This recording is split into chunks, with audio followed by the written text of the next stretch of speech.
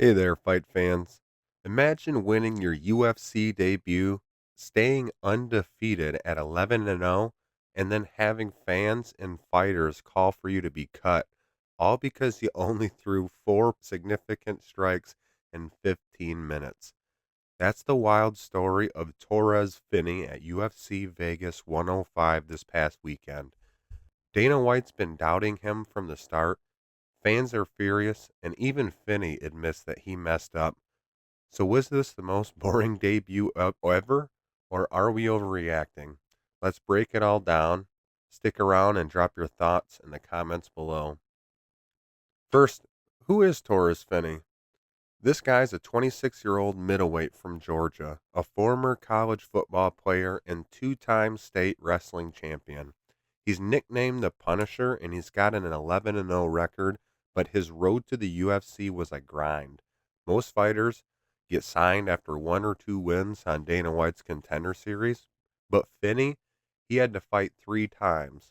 His first win was a submission in 2023, and Dana said no. Second was a decision last August. Dana said he'd get decimated in the UFC. Finally, in October, he knocked out his opponent in round number one, and Dana had to sign him. But here's the kicker.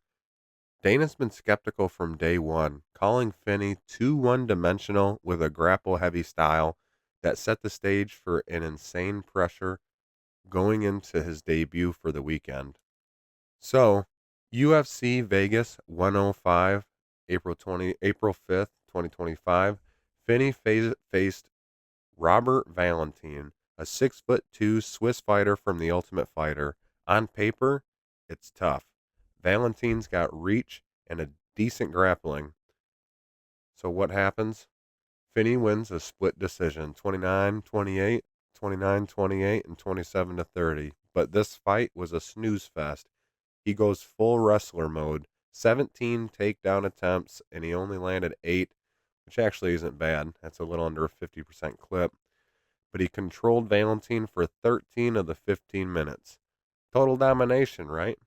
Except he only landed 4 significant strikes across the entire fight. That's the fewest by any middleweight decision winner in UFC history. No submissions, no damage, just pinning Valentine down like it's a high school wrestling match. Valentine landed 76 strikes and tried for a few subs, but just couldn't get up. 2 judges gave it to Finney for control, but one judge, Tony Weeks, scored it 27-30 for Valentine, which is straight up bonkers. Fans were yawning and the backlash hit hard. So why are people so mad? Let's unpack it. First, fans, they expect knockouts, submissions, or at least some action. This one ex-user called it watching paint dry. Another said it was a glorified crotch sniffing fest. They're even saying to cut him. Cut an 11-0 fighter after one win. Second, Dana White's shadow. He's been trashing Finney's style forever, saying he's not UFC ready. This fight did not prove him wrong. It's like Dana smirking somewhere thinking, I told you so. Third, fighters piled on. Derek Brunson tweeted that Finney might have set a record for not throwing any punches. Casey O'Neill said it was hard to watch, and then that split decision. Tony Weeks' scorecard got roasted so bad people want him fired. The hate is loud, but is it fair for a rookie? Finney didn't duck the heat. He faced it at the press conference. He called for his own fight a dud, admitting that he left a lot out there. He said he felt gun shy, maybe had a mental block, even though he was hyped going in, but he stood by his win. I'd rather have an ugly W than a good L. And he laughed off the online hate, saying he reads it for fun and promised to get better.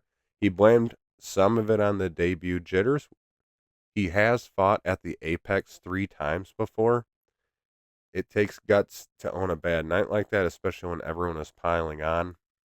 They say when fighters make their debut, Rampage Jackson actually just talked about this on a podcast not too long ago, where when UFC fighters have their first fight, they get something called the UFC jitters, and he joked about how he fought in front of 75,000 people back in Pride, so he wasn't going to get any UFC jitters. And his first fight in the UFC, he said he also went out there and laid a dud and just couldn't get his offense going.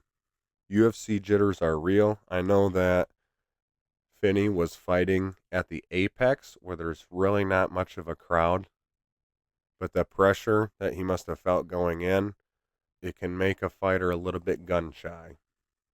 But like Finney said, you'd rather have an ugly W than a good L.